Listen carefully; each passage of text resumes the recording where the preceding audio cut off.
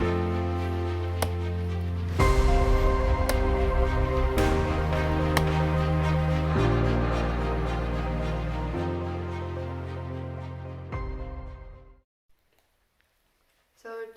to create my sharpening tool, I'm taking the blade which has the teeth on it here, and I'm creating a knuckle guard by putting a piece of leather on it, and then I'm putting the handle onto it at that point, so that way if anything does happen, my knuckles and my hand will be protected.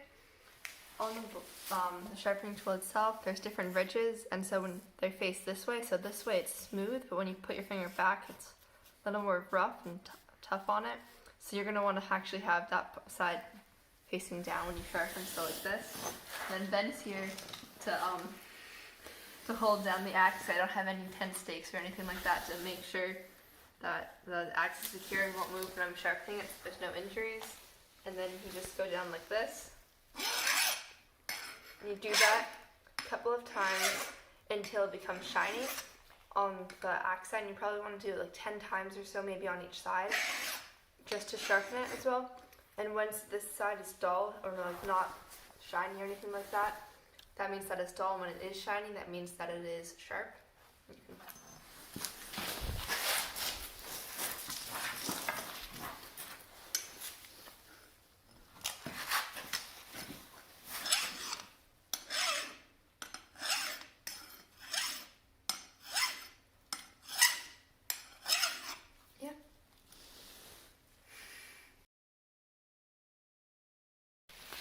You're going to want to start with an undercut on the bottom to make sure it doesn't peel off any of the bark and properly cut it off. Then you're going to switch to continue to cut on the top.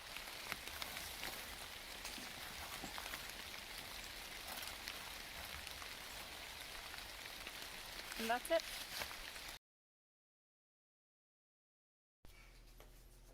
So the first thing you do when you're using a knife is you should make sure you have a blood circle so you don't hit anyone if you accidentally the knife leaves your hand or anything like that. So there's no one here that I can hit.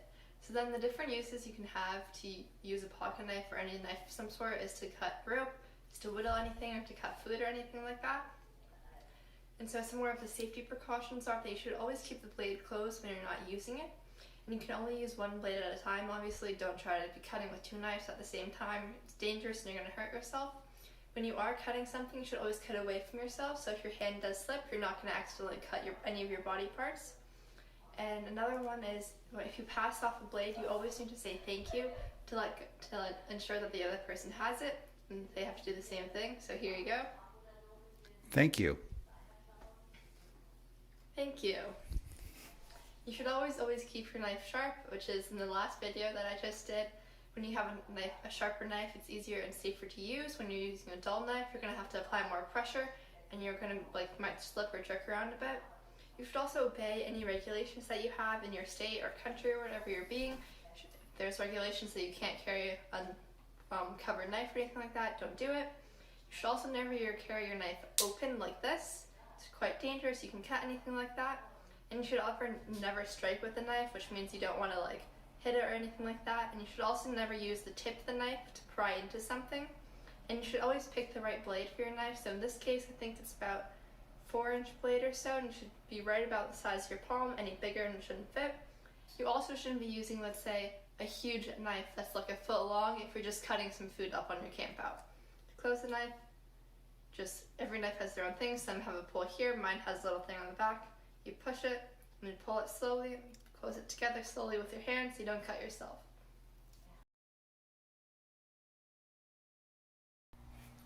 Okay, so the first thing I do when I'm sharpening a blade, I'm going to make sure I have a blood circle. Okay, no one's in the way. If something does happen, I'm not going to hit anyone with my knife. So then I'm going to take a look at my pocket knife, and it's pretty dull, so I need to sharpen it.